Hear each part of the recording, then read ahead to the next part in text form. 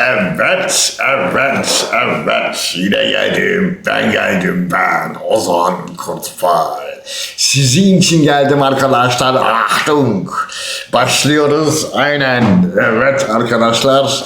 Ben Ozan Kurtbay. YouTube kanalıma hepiniz hoş geldiniz. Arkadaşlar öncelikle bol bol like, bol bol yorum ve abonelik rica edeceğim. Aynen. Ay bugün Yengeç burcunda Venüs kavuşumundan çıktı. Venüs biliyorsunuz ilişkileri, iletişimsel bağları ve bu esnadaki değer alışverişini temsil eder. Ben sana o değeri kattım, sen bana o değeri kat. Ben sana o değeri kattım, sen bana o değeri kat. Değer nedir dünyada? Para. Aynen. Ya da işte para karşılığı emek. Ben sana bu emeği verdim. Senin hayallerine ya da projene ya da stratejine değer katmış oldum. Ama şu anda pek çok yerde o yaptığın emek içinde para geçmediği sürece paradan sayılmıyor. Bazı zihinlere göre, gelişmemiş zihinlere göre o paradan sayılmıyor. Çünkü eline para gelmedi. Hatta bir şey yapmasan dahi ona destek oluyorsun. Sen ne yaptın ki? Sen matematiksel, mantıksal ilerlerken arkandan sana duygusal destek verdim. O da bir değerdir. Çünkü neden? Sana vaktimi verdim. Ama para yoksa ben saymıyorum.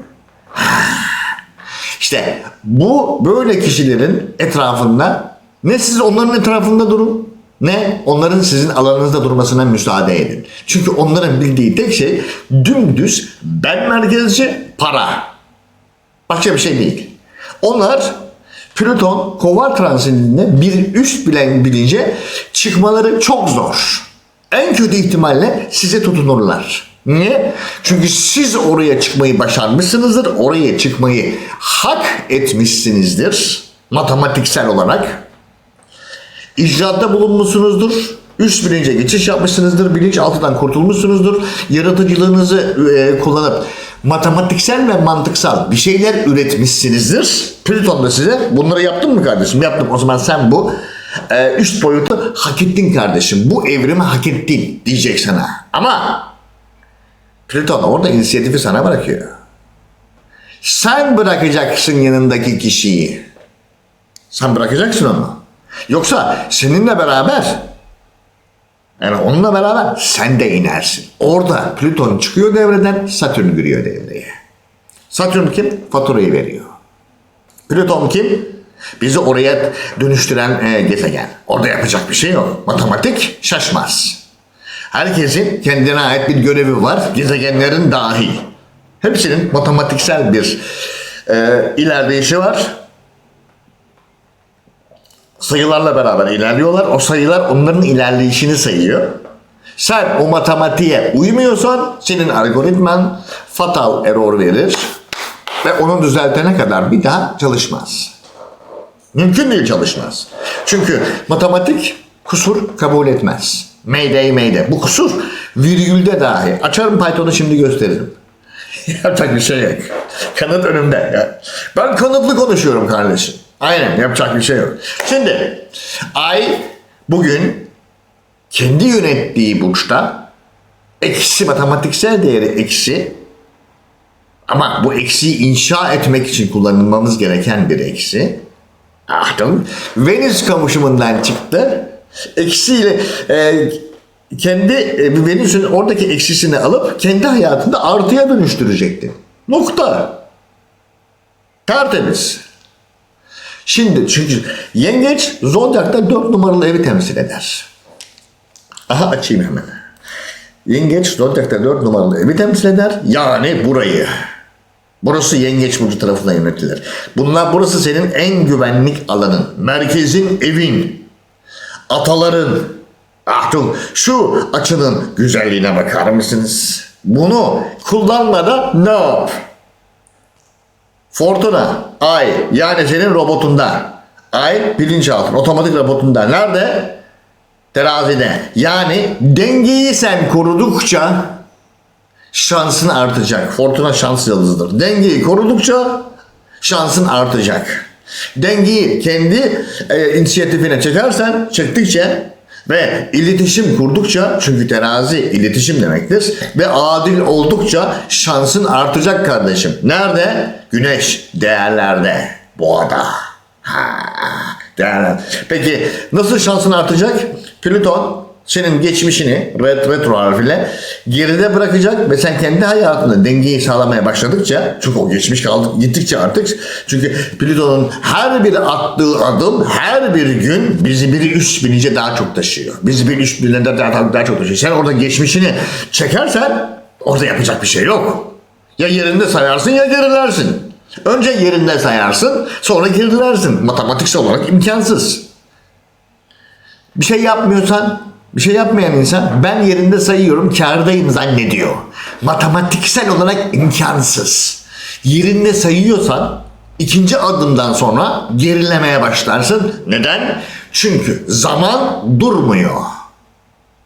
Ve bu dünyadaki varlığımızı zamanla kanıtlayabiliyoruz ancak. Başka matematiksel bir olasılık yok. İmkansız. Şimdi yarın bu arkadaş, yani ay,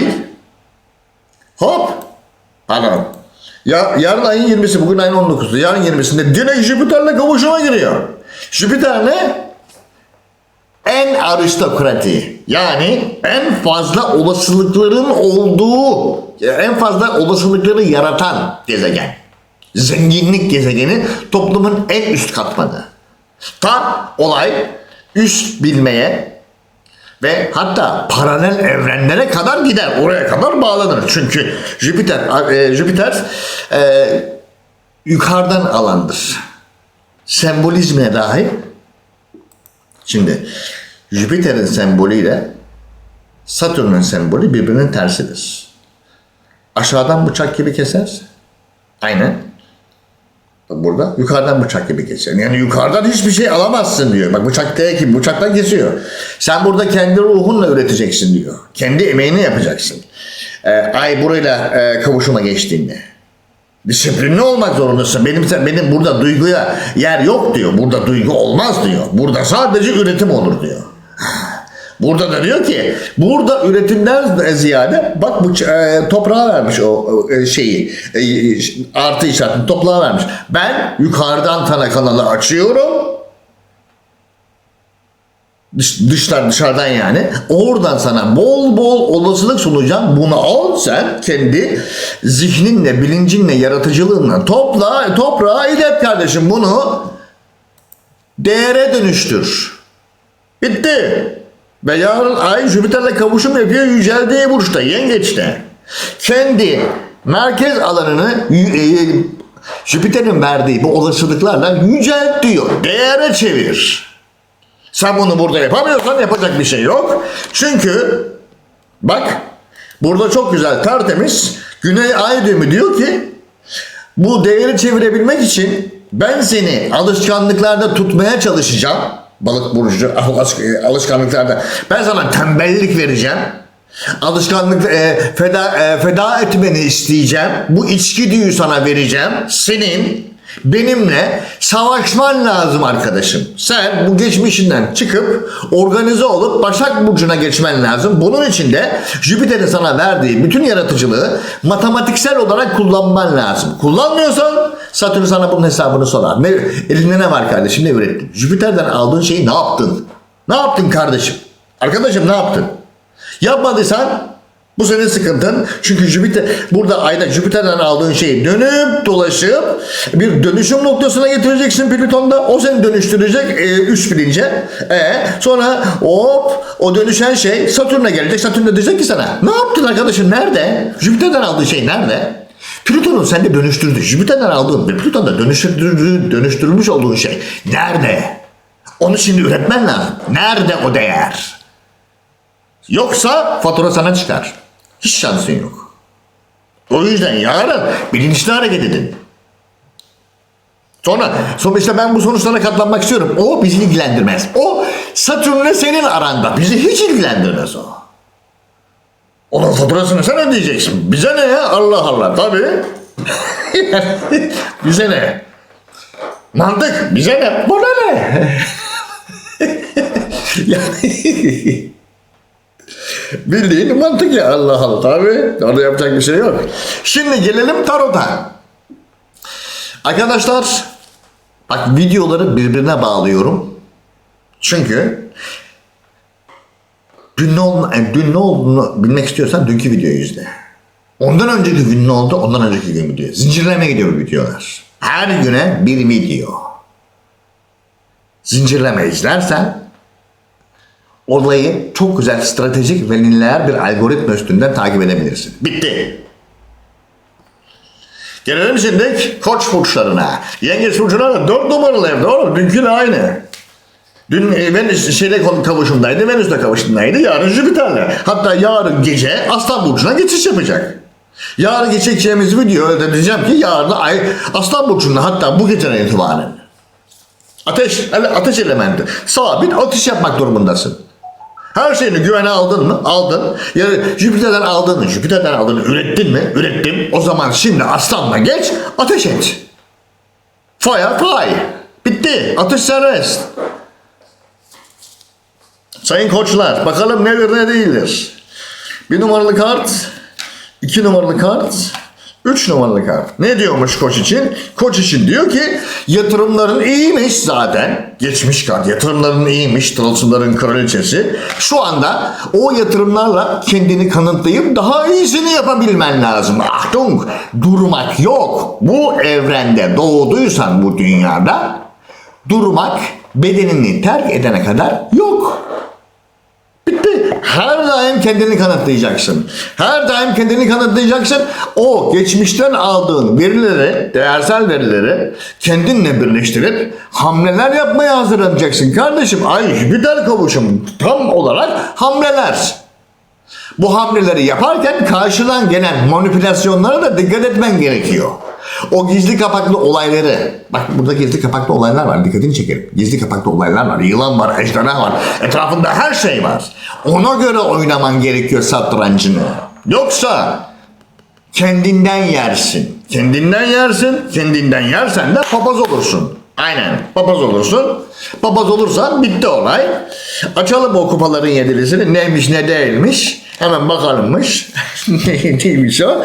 Diyor ki bazı şeyler sona erecek hayatında somut manada. Senin için o şeyleri araştır. Ne gizli, ne değil. Aynen. Çünkü köklü kararlar vermek zorunda kalabilirsin. Bak bakalım o etrafındakiler onu cesaret edebiliyorlar mı? O köklü kararları almayı. Yiyor mu onlar da o? Yemiyorsa algoritma senin çünkü. Sen de üstleneceksin. Ve hiç kimsenin bir şımarıklığına ay ben yapamam, ay ben tembelim, ay sen benim için yapar mısın, ay şöyledir, ay şudur, ay budur. Bak bugüne kadar bir hukukumuz var. Yemezler. Buz gibi mantık. Çünkü bedeli sen ödeyeceksin. Buz gibi mantık, sorumluluğu sen alacaksın. O modülde sen Plüton Kova'ya, bir sonraki modülde modül bitiyor, köklü dönüşüm modül bitiyor, somut modül sona eriyor, ilerliyorsun. Çünkü 4 numaralardan çıktın, artık ilerliyorsun. Sen o şansı değerlendirmen gerekiyor arkadaşım. O şansı sen değerlendiriyorsun. O şansı değerlendirmediğin sürece kupaların yedirisini eline yüzüne bulaştırırsın. Ve bu değerler ne olur? Arrivederci. Sonra Satürn'e hesabı sen verirsin. Tamamen matematiksel ve mantıksal olmak zorundasın. Gelelim şimdi boğa burçlarına. 2 numaralı ev ikizler, 3 numaralı ev yengeç. Yakın çevre ve kardeşler, orada Jüpiter var. Orada yakın çevre ve kardeşlerden aldığın veya dışarıdan aldığın bütün olasılıkları yakın çevre ve kardeşlerle beraber akıl fırtınası yapıp nasıl geliştirebileceğinize odaklanacaksınız kardeşim ya. Adamı hasta etmeyin. Aynen. Düştü kağıt. Allah billah düştü kağıt. Kağıt düştü yo. Hey yo, that's what I'm talking about. Aynen. Bir numaralı kart. 2 numaralı kart, 3 numaralı kart, 333. Aynen 333 der ki senin bir süredir adrenalin tavan yapıyormuş Sayın Boğa. Çok heyecanlandım. I'm excited. Nereye dedi? O kupalar nasıl? Nereye kadar dedi? Ne? Ne oldu? İşte çok değer görüyorum, ben en iyisi bunu sahipleneyim. Arkadaşım sahiplen de bir yere kadar. Güneş senin bir numaralı evinde, boğa da orada. Ayıp denen bir şey var. Senin daha fazla yatırım yapman lazım. Bulunduğun şeyi sabit tutarsan arrivederci. Unut onu. İlerletmen lazım. Bulunduğun yerde yok edersin onu. Üstüne bir düğüm atarsın, gelirsin 6 ay sonra değeri düşmüş. Niye? İlerledik oğlum, zaman geçti. İlerledik, zaman geçti. Senin onu alıp Hadouken etmen lazım kardeşim. Orada yapacak hiçbir şey yok.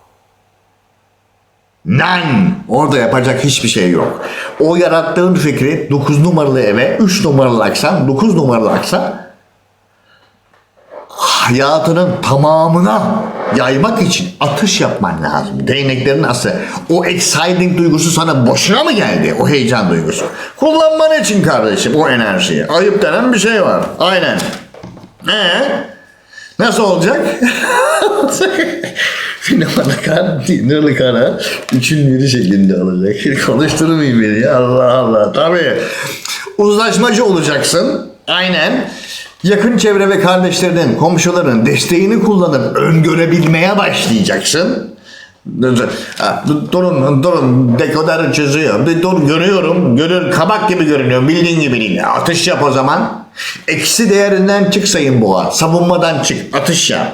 Atış yap ve doğru atış yap. Doğru noktaya atış yap abi. O doğru noktayı bul. Bizi hiç ilgilendirmiyor. Sen boğa değil misin kardeşim? Boğa. Sabitsin. Nerenin daha değerli olduğunu, nerenin daha değerli olmadığının uzmanısın kardeşim sen. Evet, o zaman doğru yere atış yap. Başkalarını bence burası daha ya. Öyle mi? Tamam, oraya atayım o zaman. Sana ne lan? Onun fikri de. Sana ne? Algoritma onun mu? Hayır, değil. Senin. O zaman sana ne? Sen kendi bildiğini okuyacaksın. Rahatladıysan desteği aldın. Burası artık görünüyor. Tamam. Sence neresi daha değerli? Görüyorsan artık şurası. At yap atışını. Bitti. Matematikselle mantıksal oturuyorsa atışını yap. Nokta. Gelelim ikizler burcuna. Değerleri bunlar. Bu boru mu? Aynen, değerleri mi? Bakalım ikizlerde ne olacak? 1 numaralı kart. 2 numaralı kart, 3 numaralı kart sayın 300'ler. Sayın 300'ler. Bir süredir yanlış değerlere odaklandınız herhalde, değil mi? Ya yanlış kişilerle beraberdiniz ya da yanlış değerlere odaklandınız. Çünkü battery is low.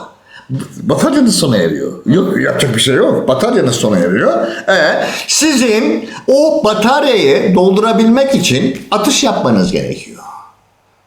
Ama atış yapmadan önce o gereksizleri hayatınızdan çıkarmanız gerekiyor. Yoksa enerjiniz atış yaptıktan sonra bitti. Empty. Enerji bitti. Ne oldu?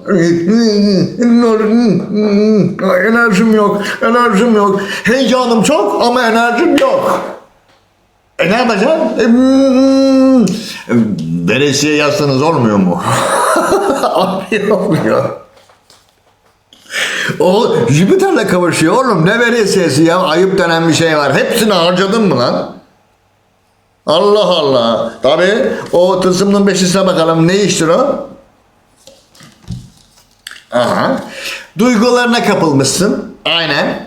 Ve yanlış zamanda yanlış kişiyle yanlış yere odaklanmışsın. Allah'ım yarabbim, çok fazla fedakarlık yaptık değil mi? Aynen abi, yani biz ne yapalım ya? Biz seni de bırakacağız bak yakında.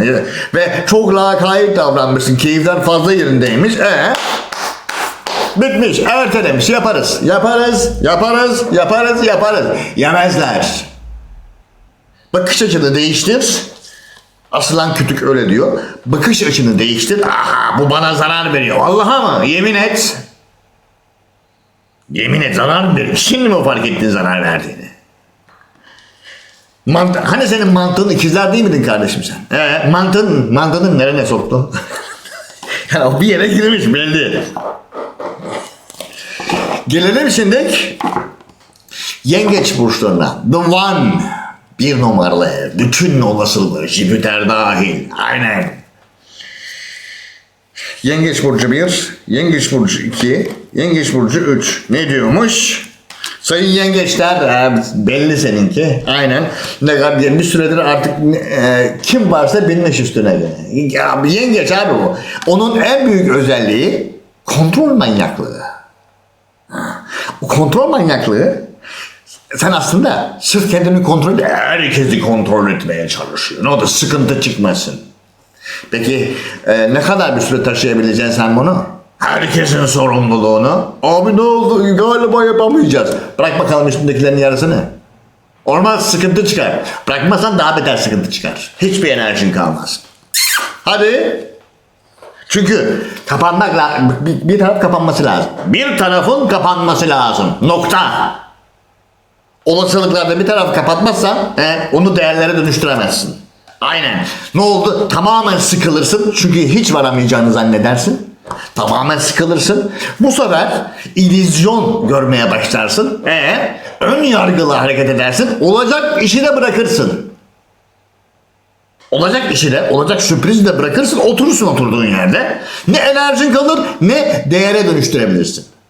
Bütün sürprizleri de kaçırırsın. Niye? Ön yargılısın çünkü. O yüzden bu iki kartın olmaması için şu elinden bakman gerekiyor. Bütün yükleri. Buna objektif bakabilmen gerekiyor. Ve ondan sonra buradaki sürprizi havada kapman gerekiyor. Aynen. Havada kapman gerekiyor. Açalım bakalım kupaların dörtlüsü neymiş? Bir bakalım, bir dur. Diyor ki önce soru işaretlerini gidecek, bütün soru işaretlerini giderecek olaylar çıkacak karşısına. Ve bu olaylarla beraber yepyeni projelere doğru giriş yapmaya başlayacak. Büyük arkadan dünya kartı. Gerekirse adres dönüşümüne, proje dönüşümüne her şeyi üstüne bodoslama girecek. Ama önce o enerjiyi sağlayabilmesi lazım. Onun için de bunları bırakması lazım. Ve Final Destination ne diyor? Matematiksel ve mantıksal hareket etmesi lazım. Ondan sonra o değerler gelecek zaten. Hadi. İstiyorsan yapma. Bana ne? Gelelim şimdi Aslan burçlarına. 12 numaralı ev. Orada Jüpiter hem koruyuculuğu sağlar, 12 numaralı evdeyse hem koruyuculuğu sağlar, hem geçmişteki unutmuş olduğun ya da başaramadığın fırsatları getirir. Hadi bakalım şimdi ne olacak sayın aslanlar. 1 numaralı kart, 2 numaralı kart, 3 numaralı kart. Der ki sayın aslanlar, bir süredir zihinsel agresyon yaşıyormuşsunuz. Umuyorum o agresyonun sonuçları vardır. Sonuçları vardır. Çünkü o eğer saldırdıysan zihnen, ben bunu nasıl yapacağım, ben bunu nasıl yapacağım, ben bunu yapacağım, çekilin susun lan diye yaptıysan şu anda aldığın destekle beraber bu kararlı diyecekler. Bu kararlı. Aynen. Bu kararlı diyecekler ve sana destek olacaklar. O zaman öngörebileceksin ama eğer yaptıysan. Ve orada da önünü öngördüğün zaman aham diyeceksin.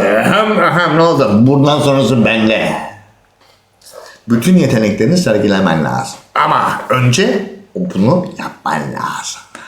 Bunu yapmazsa bu gerçekleşmez matematiksel olarak. Mümkün değil. İmkansız. Stratejik, matematiksel, mantıksal sayın aslan. Bunu yapmadığın takdirde 12 numaralı evde ay yarın gece yarısından sonra Aslan burcuna geçtiğinde bunu bekleme. Niye gelmiyor? Bunları yaptın mı? Niye? Niye diye soruyorsan yapmadın zaten. Hadi görüşürüz. Yani bu olay. Niye diye soruyorsan yapmadın zaten. Ve o kupaların kralı neymiş orada öyle mi? Bir dur. Ayıp denen bir şey var. Aynen. O kupaların kralı diyor ki otoritelerle karşı karşıya gideceksin. Aynen. Otoritelerle ve orada bir alışveriş olacak. Her şey gerçeği gün yüzüne çıkacak. Aynen. Gün yüzüne çıkacak ve sen kararlar vermekle yükümlü olacaksın hayatında. Ama bunun için en başta buna saldırman gerekiyor. Şimdi soru şu. O kararları almaya gözün yiyor mu? Çünkü o resitali yapabilmek için o aradığın şey yok mu zihninde? Onun sonu bu. Köklü kararlar. Buna yemiyorsa hiç girmeyeceksin abi. Hey, Yusuf.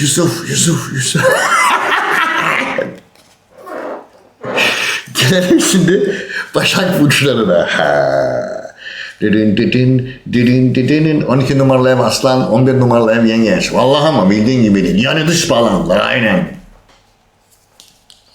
Sayın Başak 1 numaralı kart, 2 numaralı kart, 3 numaralı kart. Diyor ki dengeler dönmeye başladı mı bir süredir oturmuş olması gerekiyor. Oturdu. Aynen. Oturduysa o dengeler, evet, şimdi inandığın yolda yürümeye devam edebilirsin Sayın Başak.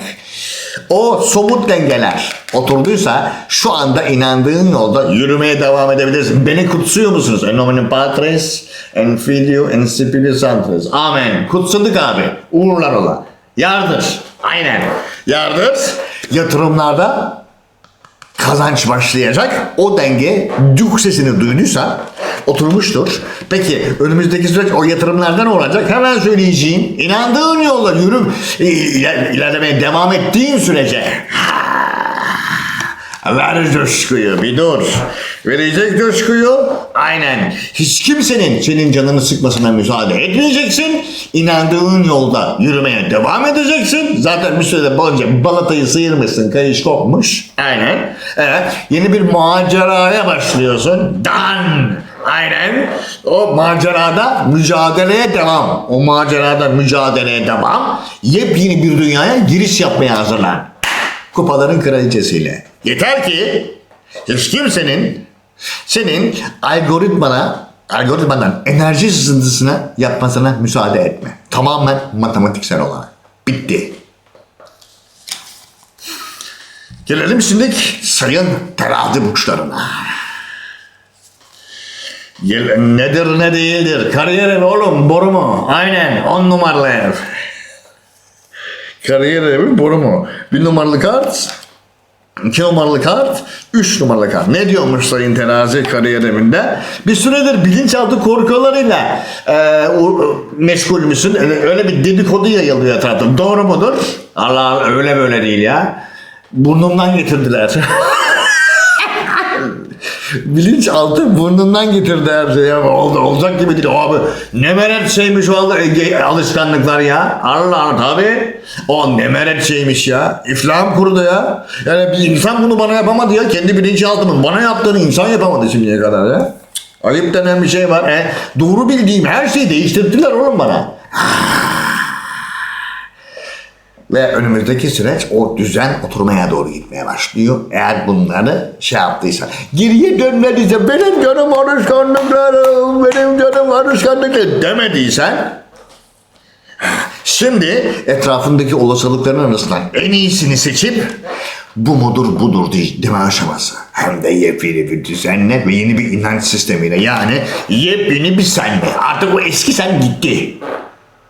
O temiz artık bitti ya. Pırıl pırıl, jilet gibi yeni bir sen. Şimdi o olasılıkları bir gözden geçirsek mi demek ki? Geçirelim olasılıkları gözden. 1 numaralı kart, 2 numaralı kart, 3 numaralı kart neymiş? Diyor ki sana en çok şans getiren, sana ilgi gösterip sana senin enerjini yükselten, evet, devam et, ver coşkuyu, senin yatırımlarına, senin değerlerine en çok odaklanan, vay be, senin benim 10 numaralı evim, tabi öyle olacak tabi ya, yapacak bir şey yok. Final Destination, senin hayatına gelip adını koymaya cesaret edebilen, herkese göğüs gerebilen, senin yanında delikanlı gibi durabilecek, Sen onu seçeceksin eğer bu ikisini verebiliyorsa. Matematiksel ve mantıksal olarak.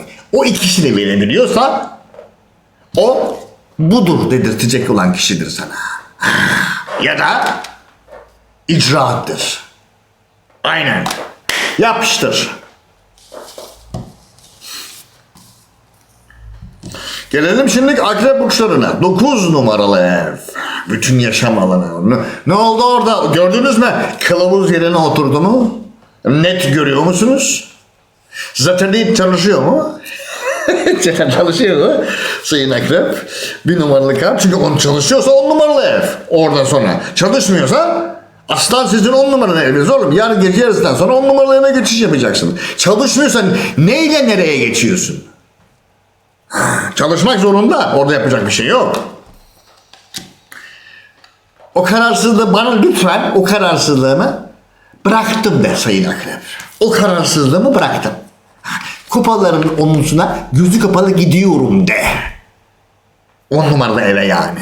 14 numaralı ev. Kupaların onlusu. O kararsızlığımı bıraktım. Oraya gidiyorum. Artık ne yaptığımı, ne işlediğimi biliyorum de bana. Çünkü oraya gittiğin an değersel dengelerin dönüşmeye başlayacak. Neden? Çünkü 9 numaralı ev yepyeni bir yaşam tarzı, yepyeni bir bilinç, yepyeni bir inanç sistemi, yepyeni bir inanç alanı. Komple bütün 12 ev var. 12 evin tamamı. Eğer sen onu oraya oturttuysan, 9 numaralı eve oturttuysan, ay otursam mı oturmasam mı ben bir düşüneyim diyorsan sıçtın. Neymiş o? Olay ve nereye bağlıyormuş o? 1, 2, 3. Aha, çıtanı çıkardıysan, aynen ben bundan sonra hayatımda şunu istiyorum abi diyebiliyorsan ve bu mantıklıysa, matematiksel olarak bir tutarlılığı varsa, eğer varsa o zaman değerlerin gelmeye başlar. Böyle akın akın gelmeye başlarlar. Akın akın gelmeye başlar ve sen de akrepsin, ondan sonra hırs yaparsın. Vallahi ama hani, harbiden oturttuğum şey geliyor mu? Evet, açalım bakayım bir durun diye. Hırs yaptı seninki. Yapar akrep bu, boru değil yani. Gelelim şimdi yay burçlarına. 8 numaralı ev. Başkalarının kaynakları üstünden dönüşüm. Ve o dönüşümü oradan alıp 4 numaralı eve taşıma. Ama doğru kaynakların oturması lazım. Yani o kaynağın senin kaynağına oturması lazım. Yoksa yapacak bir şey yok. Yoksa niye yönetiyorsun orada? Ayıp denen bir şey var. Aynen.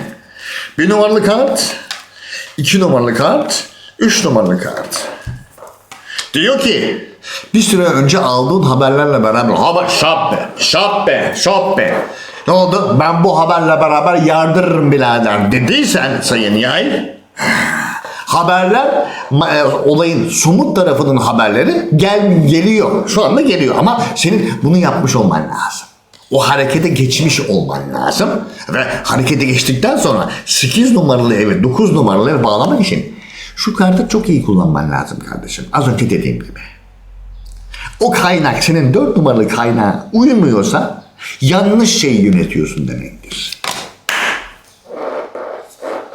Çünkü yarın senin kendi yönetici gezegenin olan Jüpiter bilinçaltı en güvenli alanınla kavuşum yapıyor. Oradaki olasılıkların arasında, gelen haberlerin arasında sana en çok uyanı çat diye oturtup aksiyon göstermen lazım sayın.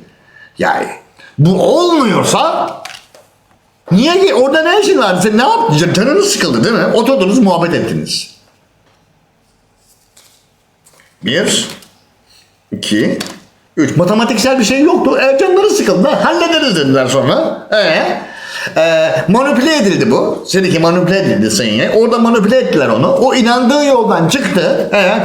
Orada kaldı. Değerler olur. Ne oluru? Olur. Ama bu böylesi artık ben bunu artık yapmak istediğimden emin değilim. Son 2 kartta aklın neredeydi? Bak Merkür analitiktir. Son 2 kartta analitik bozulduktan sonra aklın neredeydi de şu anda acaba mı diyorsun? O manipülasyonlara dikkat etmen gerekiyor. 8 numaralı ev. Tehlikeli. Açık düşmanlar. Yarın ona dikkat edeceksin. Gelelim şimdi Oğlak burçlarına. Ciddi işler, ciddi ilişkiler. Vallahi bildiğin gibi değil. Aynen. 1 numaralı kart, 2 numaralı kart, 3 numaralı kart. Ne diyormuş? Bir süredir olumlu haberler geliyormuş. Hayırdır? Bir süredir olumlu haberler geliyormuş. O haberleri doğrulayıp çoğalttın mı büyük arkanayla? Öpe öpe çoğalttın mı? Şurada çoğalttın. İmparatorca diyor çünkü. Tam verim zamanı. 7 numaralı ev oğlum. Boru değil. Tam verim zamanı. Ve o verimi almaya başladıktan sonra ki almaya başlamış olman lazım. Yarın en büyük verim geliyor. Dün Venüs kavuşumu vardı. Bugün yarın Jüpiter kavuşumu. Orada sen esneyip artık bir karar vermen gerekecek çünkü.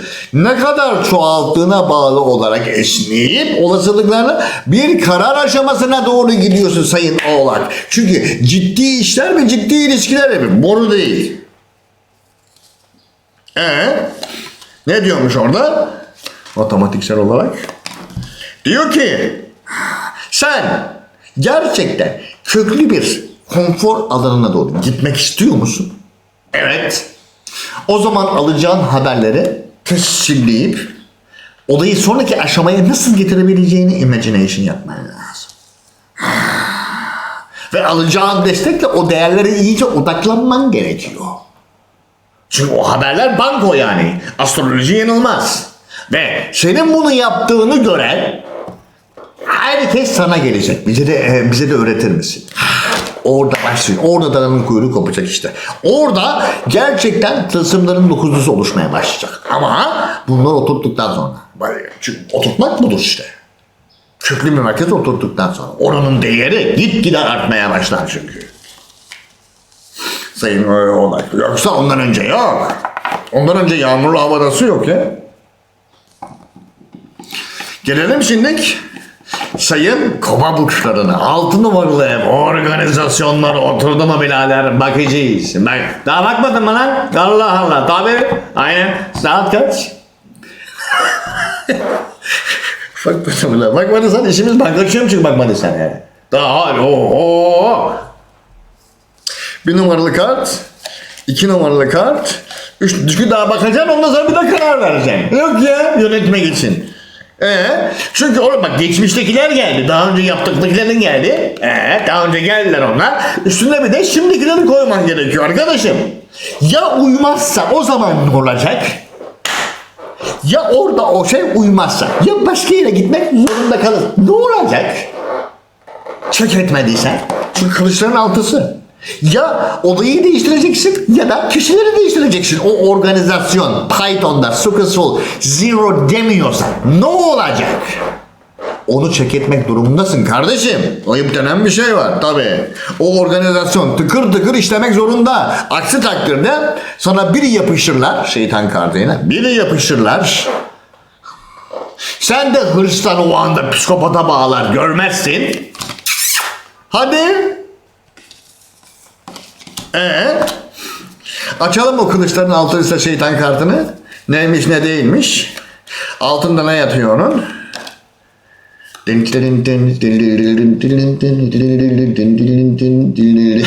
Bond. James Bond. Kendini kanıtlayacaksın. Evet. Dimdik duracaksın. Aynen. Ve heyecanına yenilmeyeceksin. O çünkü o heyecan şeytanı getirir, hırsı getirir. Ve o şeytana kapılırsan etrafındaki şeytanları da görmezsin. Hadi.